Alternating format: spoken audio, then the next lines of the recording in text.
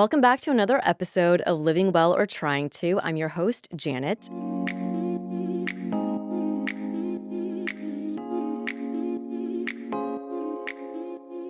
Women's health is a topic that I get a lot of requests about for this show.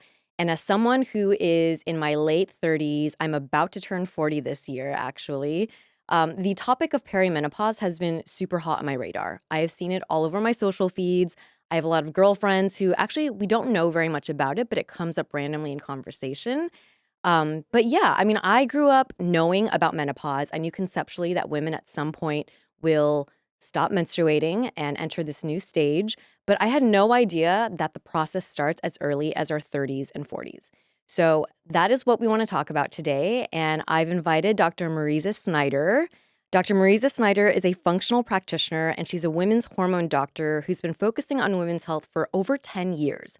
She has a background in biochemistry, aromatherapy, and functional medicine. She has actually spent over 17 years helping women navigate perimenopause and metabolic health through science-backed tools and conversations that demystify as much as they empower. Her own podcast, Energized with Dr. Mariza, has connected with over 13 million listeners, and her upcoming book, The Perimenopause Revolution, is all about giving women practical ways to take control of this crucial stage in life. She has a passionate online community of over 387,000 women focused on healthy living, and she truly understands the balancing act between wellness, career, and identity. Welcome to the podcast, Dr. Mariza Snyder. Thank you so much for having me. I'm so happy to be here, Janet. I am so excited to have you. We were already talking about perimenopause before the recording started, so I want to be able to... I can't help myself. Yeah. I mean, it was so fascinating. Like I was telling you, like I have heard so much about this topic, but I don't know very much about it. But before we get into that, Yeah. I kind of just want to know, what is a recent wellness practice that you're really into at the moment? I have a lot of wellness practices. I'm really Love big it. in creating rituals, mainly safety signals for my brain, to help kind of keep me regulated, to keep me calm and peaceful. I think that's very much the vibe heading into this season of life. Yeah. One of my favorite wellness practices that I do every single morning is I get up early before everybody else. So I have my own alone time. Yeah. And I go outside and I walk to the beach. And I just want to be no sunglasses, no phone. It's just me, alone time, a nice nature walk. I watch the surfers for about 5 to 10 minutes. And then I get back home before my son wakes up. Oh my gosh. How long does that whole routine take you in the morning? Good that you ask, because I know exactly how long it takes me. I am very good at efficiency and time management, and it is a 8-minute walk back and forth. So it takes me less than 20 minutes to get there. I watch the surfers for about 5 to 10 minutes, give or take. So I would say the whole turnaround is 30 minutes. I love that it doesn't have to be this super extensive thing. Like it's literally just 5 minutes of still time. Like you're getting to the spot, and then the actual moment that you're having for yourself, maybe only 5 minutes, but that can make such a big difference. Yeah, and I'm getting my steps in. Yeah. I'm resetting my circadian rhythm. I am enjoying nature, and it's just time for me. So there's so many big benefits to taking and carving out that 30 minutes before anyone else is awake in my house. I love that. That is so amazing. Thank you for sharing Yeah. that. And before we get into perimenopause particularly, I think just talking about, you obviously are someone who has enacted a lot of these practices, perhaps even before this period in your life. I would love if you could talk a little bit about your general relationship with natural medicine and how you got into the work that you do, your personal healing journey, and kind of your relationship with allopathic medicine. I would say really my healing journey, or I feel like we're always on a continuum, right? And Yeah. so initially, kind of what brought me into this world of more natural or alternative healing or functional medicine, I guess you could Functional say, medicine, yeah. was that I started getting migraines when I was 7 years old. And my parents took me to every type of neurologist, and there really wasn't migraine specialists at the time. And I'll be honest with you, there really isn't today either. Yeah. And they were so extremely disruptive. I would miss days of school. I would miss out on get-togethers with friends, and they punctuated all the way through college. And that's when I really knew I wanted to focus on supporting people, especially children who are struggling with migraines, because it was so disruptive, it was so painful, and I just missed out on a lot in life. But as I kept going down the allopathic route, I just found myself kind of stuck in just taking a lot of medicine and drugs. Mm. And even today, my migraines are medically managed Mm. with medication and a lot of lifestyle strategies. Mm. They're still very much alive and well in my body, unfortunately. Yeah. But for about 20 something years, I didn't have them. Like I got them under control. And it was really through more natural ways. It was through acupuncture, it was through nutrition, it Mm. was through supplementation, it was through cranial sacral work. It was just a lot of different alternative strategies and protocols that got my migraines under control. And when it comes to Mm. migraines, I think it's 80% of migraine sufferers are women, and often they're connected to our hormones as well. And there's a Oh, lot that we still don't know about them. But yeah. I did have them under control for a long time, and that really was kind of the epicenter of how I pursued women's health, is that I Yeah. noticed that a lot of my migraine sufferers in practice were women, a majority of Mm. them, and a majority of them had menstrual migraines or they were related to their hormones in some way. And I began to realize that that was such a big part of the migraine journey, was kind of understanding our hormones and understanding the landscape of our menstrual cycle. And that's kind of how I got into women's health and have been in Yeah. women's health ever since. And, I will find that although migraines in particular are important to, find whatever management you can, I do think that a holistic strategy towards managing them is just a really big part of the scenario and the Mm. equation to helping women. And so that's Yeah. kind of what got me into women's health to begin with. But I've Yeah. had my own hormone struggles. I've had my own hormone issues. I think we all do. Any woman who's living in this body where hormones are cycling in and out constantly, there Yeah. I find that any day of the month we're a different woman depending on what's Yeah. going on with Yeah. our Yeah. hormones. And I just saw that there was a big unmet need, not only in my own struggles, but in the women that I took care of. And I realized that there wasn't a lot of support on the allopathic side. Yeah. When I was growing up, it was birth control pills, and that was Right. Right. basically it. And I just knew that there was more to the equation than just giving women a pill to regulate their cycle. I knew that there was more to our hormones than kind of shutting them off. Yeah. And that's how my path started into women's health. Yeah. Thank you for sharing Yeah. that. I have a little bit of background in that because there was a period where I was interested in traditional Chinese medicine, and I went to acupuncture school for like a quarter. Nice. But in that world, I learned like, oh my gosh, there is like this whole sector of like hormone and women's health, particularly, that is super underserved in allopathic medicine or traditional like general practitioners and even OBGYNs, people who are like kind of like traditionally trained. It's just not really, I don't know, there's a lot of like ineffectiveness, I think, in that space. So it's interesting to hear that you have a very personal experience and like relationship with the work that you do. Yes, absolutely. Yeah, and Yeah. we're still navigating the terrain of the knowledge gap when it comes to women's health, particularly in perimenopause and menopause. Yeah. And I'm so glad that we're getting to have that conversation today. I Yeah. believe that it takes on average 4 to 6 office visits for a woman's symptoms to be diagnosed and connected to her perimenopause and menopause journey. Wow. 4 to 6 Hmm. visits. Yeah. Oh my gosh. Actually, that makes me think of a question that I had really wanted to ask you, which was what are like kind of the women who come and see you? What are some of the experiences that they generally have? Like, have they already tried going to their general practitioner, their OBGYN, and they're like not being heard, or they feel like they're not getting effective like outcomes? Yeah, I would say it's both. Oh, Usually it's multiple visits. yeah. They're going to their OBGYN or their primary doctor, and they're asking something isn't right. They know that something's changing. They Yeah. feel like it's their hormones. They feel like maybe it's perimenopause, but they're not sure. And Mm. so they're looking for answers or they're looking for testing to kind of get more clear on what is going on. And so often they get a brush off. Mm. Often, maybe they'll get their labs run, maybe some of them, and they'll be told that everything looks normal or that Mm. it's just aging. I had a recent patient who told me their doctor said, "Well, you're a young mom and you have stress, and so everything's fine. It'll get over. Mm. You'll go over it sooner or later. Like Yeah. you'll Yeah. finally move through it." But she had so much more going on than that. So Mm. I would say that usually symptoms are brushed off. Usually they're told things are normal, or be lucky you're still cycling, or Mm. it's just Yeah. age, or it's just midlife. It's just a lot of again, a lot of advice that isn't serving women. Or Yeah. there's just a big knowledge gap in like how do we actually take care of women in perimenopause? And many providers simply do not know how. Mm. Could you now talk a little bit about your own experience with perimenopause and how that led you to the work that you do? Yeah, I would say that like millions of women, I think there's 24 million women in perimenopause here in the US Oh my alone. gosh. I am not alone. Yeah. We are in this Yeah. together. But like millions of women, at 43 years old, I was blindsided by my symptoms. I started to experience about 2 years after I had my son, I began to experience fatigue, mood swings, brain fog.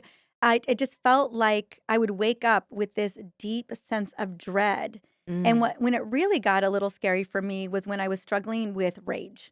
And I Oh, remember, initially the symptoms kind of felt like the daily pain point of everyday life, of motherhood, of stress, of right. having a full career. And Yeah. so I wouldn't say I ignored them, but I was curious. I was like, this is strange.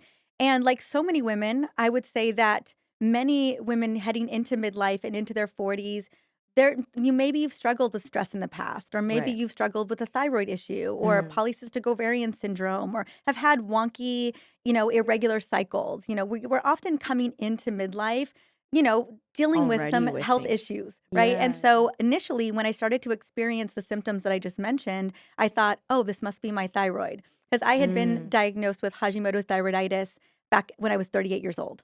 Yeah. And so I took about a year to really clean that up, to get my antibodies into remission, and to get my thyroid back to normal range. And Right. that was with medication, that was with nutrition. There was a lot of aspects of that. And then I got pregnant. I had my son. I Yeah. was in postpartum. I breastfed Oh, him for that's two such a years. big Yeah, it's such a big journey. yeah. And I think I had about 4 months where everything felt good. Mm. Like my labs looked amazing. I Yeah. felt great. I was like, okay, I'm coming out Yeah. of this postpartum phase. And then about 4 to 5 months into that, I started to experience all these other symptoms. And so I thought, Mm. ooh, maybe this is my thyroid. Maybe I'm dealing with a little bit of the fatigue or burnout from postpartum. I Right. just kept trying to, go down all these rabbit holes. And none of it was adding up because Mm. everything looked pretty normal. Right, right. And then I did the thing I knew to do. It took a while to get my cycle back once I had my son. But I had my cycle, so I started tracking it. And I Mm. started tracking my symptoms along with my cycle. And I realized that when I started to feel a major shift in my mood, the dread, the rage, the mood swings, the low stress tolerance, kind of the dip in energy levels, it was about 7 days out from my period. So halfway through ovulation, in like mid luteal. And that for 3 months in a row, the same thing would happen over and over again. And that's when I knew. When I started Mm. tracking my cycle against my symptoms, and I was like, oh, this is perimenopause. Yeah. This is where things are beginning to shift. And whatever I was able to manage and maintain, I Mm. was able to keep my symptoms at bay. I was able to, be like have everything pretty good. When we start to lose those hormone protections, Mm. particularly estradiol. Estradiol is such a protector. It's like armor Mm. for any kind of health issues or things that are coming up. But when that protector, that armor begins to falter, anything that maybe we had been dealing with under the surface or we had kind of just kept at bay Mhm. begins to present again. Or Mm. maybe it shows up for the first time. And so women all of a sudden will start to experience these symptoms, often brain related, but also physical. There's over 50 different symptoms of perimenopause. And some of them can feel like symptoms that are revisiting. Right, Like right. maybe migraines you haven't had in a while, or fatigue issues, or all of a sudden sleep is becoming an issue. Mm. And some of them could be potentially new symptoms based on the shift and changes of these fluctuating and declining hormones. And I so see. for me, it was destabilizing because I didn't know what was happening. And Yeah. I was like, it can't be Yeah. perimenopause. Because I think a lot of us are like, not yet, Right, And right. then all of a sudden I'm like, oh, this is exactly what this is. But there's something about knowing that you're in the transition that really is empowering because once you know that you can take some pretty incredible proactive steps to really kind of not only future proof your health, Mhm. but to kind of manage the symptoms while you're going through it. Yeah. I mean, you had mentioned for you, rage was Yeah. one of like, I'm curious because like 50 is a lot, right? Of different symptoms. So if our listeners are out there and trying to kind of go through their Yeah. own like, inventory of like, what are the things that I generally experience taking into consideration my existing health? Um, can you mention some of those other symptoms again? Like what could be things that we can look for? Yeah, so I would say that kind of in the beginning of perimenopause for many women, they're going to notice, at least with my patients, a lot of brain related symptoms. Brain So related. think Okay. low stress tolerance. All of a Oh. sudden, what used to feel easy to manage, it feels like you have to effort. Mm, Maybe you'll notice that sleep is becoming a little bit more elusive. You're having a harder time going to sleep or staying asleep. yeah. You also may notice that you're having mood swings. Your PMS symptoms are elongating. They used to be Mm, 3 days, now they're 5 days, they're six yeah. days. The other thing that I think women notice is that they'll notice a little bit more anxiety, maybe a little bit more depression, or even dread. Like everything Mm, was fine 5 days ago, and now it's all falling apart. And so mm, there's a lot of brain related symptoms in the beginning of perimenopause. I think that's where women are like, this is very destabilizing, right. and also including brain fog, lack of word recall, not feeling as alert or energized as Mm, used to be. And then also motivation and confidence can begin to wane a little bit. And this could mm, be due to declining testosterone levels, or it could be estrogen, or it could be a cacophony of different hormones that are shifting. And yeah. the destabilization alone can feel like you're losing your confidence, right? You're like, Mm, gosh, who am I? What is happening to me? This is not who yeah, I yeah, used to yeah. be. Like for me, feeling like I could juggle so many things all at once.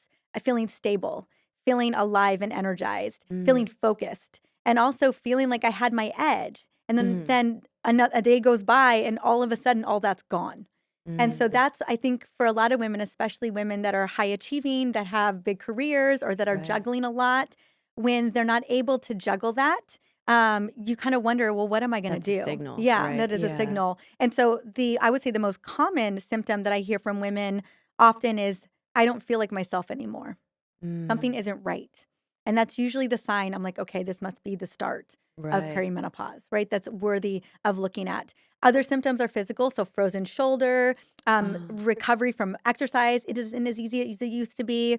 Menstrual cycle changes, so maybe it's a shorter cycle, mm, or you're having more spotting, or you're noticing heavier bleeds. So mm, cycle changes can happen.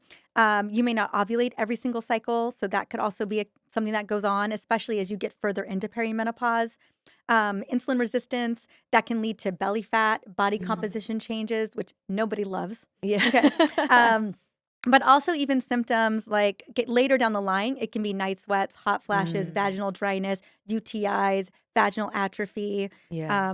Let's say also, painful intercourse, low libido. You'll notice those types of Mm, symptoms. But I would say the beginning symptoms are often, again, very subtle, kind of brain brain related. and mood Yeah, brain related. and Yeah. mood and sleep and stress and those kind. Again, we've been told to brush a lot of that off. Right, I right. remember my mom going through that, and it was like, this is just what it's like to be a woman. Right. And That like was I'm very just much getting the vibe. older. This is kind of just Yeah. accepted, right? And what we didn't realize is that women's hormones were shifting a bit earlier than we knew. We just Yeah. kept saying that, oh, women, you just need to get through it. Can you talk a little bit about what's happening to our hormones Yeah. during perimenopause? And also, like, is there a way to test for it? Like, are there blood tests or other ways that you can like measure if you are experiencing perimenopause? That's a great question. I love that question because so many women are like, is this Yeah, like, is perimenopause? it still in my head? Is I it don't know. I happening? need, yeah. Yeah. There's no definitive test. There's no one Mm, lab test that's going to diagnose. It's really based on clinical symptomology. So mm, what I'm always looking for when I'm looking at women for perimenopause is symptoms, your cycle, your age, and when your mom went through menopause. So oh, that's that's always a always good good to know. indication Yeah. as well. So my mom went through menopause at like 51 years old, and Yeah. average menopause is 51 years old, 52 years old, Mm, give or take. And so I know like if perimenopause is a 4 to 10 plus year transition heading into 40. menopause, and Mm, you're often going to land similar to where your mom's at, for me, I just reverse engineered the timeline, right? And so yeah. I was Yeah. like, okay, I'm 43. My mom went through it at 52. This is probably Yeah. perimenopause, right? Do you know generally, like you had mentioned before, there are on average 24 million women going through perimenopause. What is like the average age? I would say the average age that women begin to experience symptoms is about 43 years old. About 43. So that Okay. that So, made sense for me. And yeah, even yeah. still, you're like, this can't be it, Right, So yeah, I right. would say 43, 44 years old is where women notice a shift. Mm, Almost a shift where it's impossible to miss. Like things aren't adding up. Like you right, right. almost can't blame it on a lack of sleep or Or a other stressful job or right. something else is going on underneath the Mm, surface. okay. And then it can really begin to shift, in our late 40s, early 50s, where our cycles become more erratic. We're missing cycles for more than 60 days. The symptoms become more intense. Mm, That is, I would say, almost impossible to miss at that point. But yeah. some of those more overt changes usually are early to mid 40s. Early to mid 40s. hmm Okay. And not that it can't happen sooner, it absolutely can. But I Right. would just But say on that is, average. yeah, on average. And what is so of the different things Yeah. within our body hormonally, like what's happening to your estrogen? What's happening to I've seen some of your content and also your podcast. You talk a little bit about kind of like cortisol and insulin, all like kind of walk me through all of those components. Absolutely. So our hormones are not operating in a silo, right? Yeah. Estrogen isn't doing its own thing over Yeah. here, progesterone over here. Insulin, as a master regulator, has major role in a lot of what our hormones are doing. And also cortisol. We think about cortisol as being the stress hormone, but it's also a Yeah. survival hormone, right? Mm, It wakes us up in the morning. It helps to regulate our immune system. There's a mm, lot that cortisol is doing behind the scenes. It's helping to yeah. regulate thyroid hormone and helping Mm, to regulate insulin. And so a lot of these hormones are playing a really big role altogether. So it's never just estrogen and one thing. progesterone are declining Yeah. erratically without permission. It's Mm, usually in cohort with a lot of other hormones as well. But basically, in perimenopause, we are at a point where we are running out of eggs. So mm, we are born with a finite amount of eggs. By the time we're in puberty, we have about 300,000 to 500,000, and then we start cycling every single month right mm, after puberty, and we prime up many eggs, right, for that one to get released during mm, ovulation. And we do this every single month like clockwork for what, 35, 40 years, give yeah. or take. And so by the time we get to 40, we have thousands of eggs left, not hundreds of thousands or Mm, tens of thousands. And that's why they always talk about pregnancies after the age of 35 or geriatric pregnancies. It's mainly because egg quality is shifting and the mm, number of eggs that we have are down to, decreasing. are Yeah. decreased down to the thousands. So by the time we're at 40, by the time we're at midlife, we only have, maybe, 10 to 20,000, maybe even less than that, Yeah. depending on the woman. And so our ovaries know that, our bodies know that. And so as Mm, that wind down begins to happen, the communication between the ovaries and the brain is called the HPO axis, the hypothalamic pituitary ovarian axis. That begins to default a little bit. There's a mm, disruption in communication. Think of the game telephone, where mm. like the message right from your friend, Yeah. by the time it gets to you, who knows what it actually was? That's Yeah. kind of what's happening between the ovaries Oh. and the brain. Now, because of that disruption and that communication, that begins to throw our hormones off. Also, some of our ovulatory cycles, we're not actually ovulating. And Uh, ovulation is the main event. I know we always think of our right. periods as being the main event, 'Cause but it's the most yes, obvious that you it's the feel most yeah. disruptive. It was the Yeah. thing we were taught. It's the thing we have to kind of manage every single Yeah, month, yeah. but it's really ovulation. That is the Mm, main event. That is the most energetically driven event, or one of the biggest mm, energetically driven events in the body. We prime for it every month, whether we're trying to get pregnant or not. And when we release that egg, we have a temporary endocrine structure called the corpus luteum. mm, And that is what releases progesterone into the second half of your cycle. But if you are not ovulating or your ovulation is just not what it used to be, progesterone is going to begin to not be as abundant or it's going to mm. begin to decline. And so we start to see those levels decline as early as mid to late 30s. And Okay. then that impacts estrogen. So Mm, we'll have declining progesterone levels. We'll have, I would say, still estrogen's doing her job, doing her due diligence, but right. there's going to be some fluctuations, and we may even see unopposed estrogen in certain parts of the cycle as well. And so as we start Unopposed, to, what does that mean? that means there's, when we're talking about that second half of our menstrual cycle, that luteal phase, the the amount of progesterone is so great Mm, because it's that progestation hormone. mm, It's meant to carry the pregnancy if it happens. But estrogen is also on the rise as well, just mm, nowhere near as much as progesterone. But if progesterone didn't show up or isn't anywhere near the levels that it needs to be in that cycle, estrogen's probably still going to be as high as it normally is. I And so see. we may see symptoms of kind of what I call unopposed estrogen, where your breasts are tender and heavy. Mm, Bleeding may be heavier than normal, mm, bloating, discomfort, more PMS symptoms. It's usually again, an imbalance between progesterone and estrogen. And we see a mm. lot of that in perimenopause, I especially in the see. earlier parts of perimenopause. I see. Yeah, And I think you had mentioned this before that there's no like one test you can do. It's kind of an assessment of yeah. symptoms, but are there like do you do blood tests or like urine samples with your patients? Absolutely. Again, this is a whole body affair. Yeah, yeah. So a lot of things are being impacted, including your immune system, your metabolism, your Mm, brain function, your cardiometabolic health. I mean, yeah. everything is up for review. And so when I'm looking at a woman, I want to see the entire picture. So Mm, I want a full lab panel that's looking at hormones, just because I want to see what's going on. Now, yeah. some days I run labs on a woman where hormones are perfect. She doesn't feel Mm, perfect, but hormones look right, really right. great. That doesn't mean that she's not in perimenopause. It just means Mm, I happen to catch that perfect moment where her labs right, look right, good. right, right. But also, we know that when hormones are beginning to erratically decline and shift, and they're not binding to receptor sites as consistently or rhythmically as they have for the last 35 years, Mm, I'll notice her inflammation markers are going up. Her mm, insulin is going up. So I see more insulin resistance. So I want to see a full, complete blood panel. I want to see a full lipid panel that's actually looking at all the standard lipid labs, but usually an ApoB, lipoprotein little a. I just want to get a great sense of what's going on in terms mm. of her cardiovascular health because more women than men have heart attacks and strokes. So I want to take a look at Wow. all of this. And the Yeah. sooner we know these numbers, the better. I want to look at inflammation labs, so highly sensitive CRP, uric acid, vitamin D levels. I want to look at homocysteine, fibrinogen, and sed rate. These are really important cardiovascular markers, but Yeah. kind of the on the inflammation spectrum. Fasting glucose, hemoglobin A1C, and fasting insulin. This is going to Wow. be a great indication of what's going on with her metabolic health and her blood sugar levels that can be greatly impacted during perimenopause. I also want to look at a full thyroid panel.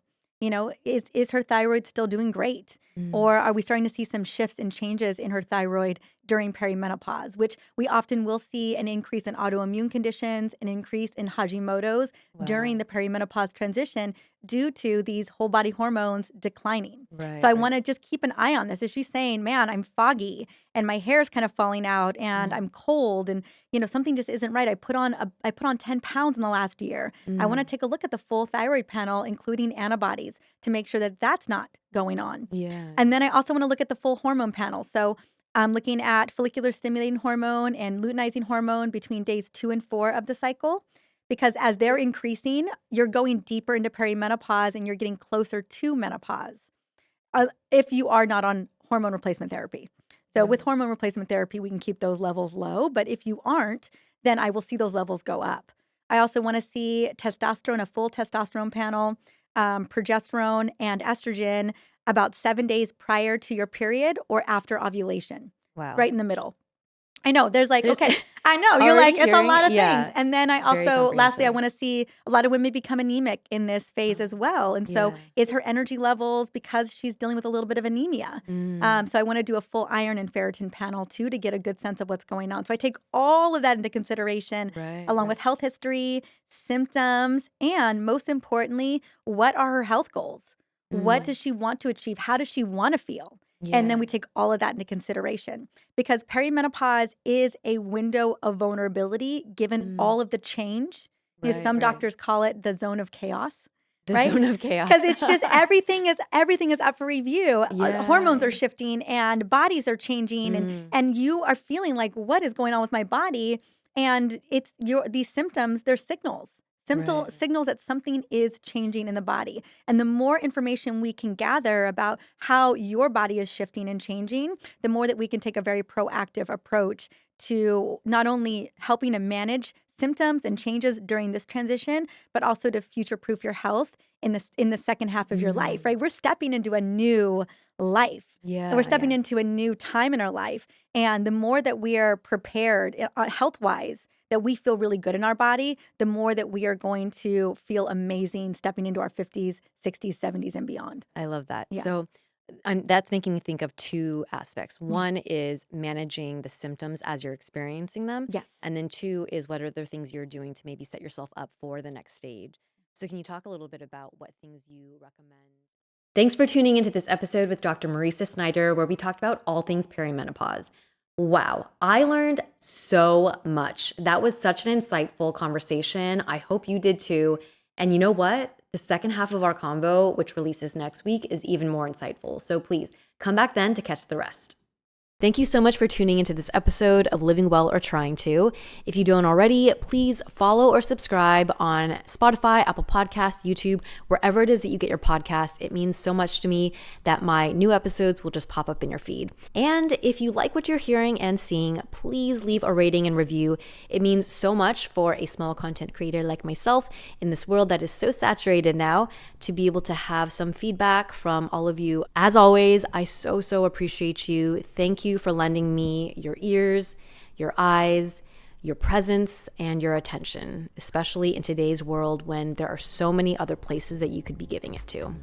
Thank you so much from the bottom of my heart, and I hope to catch you on another episode.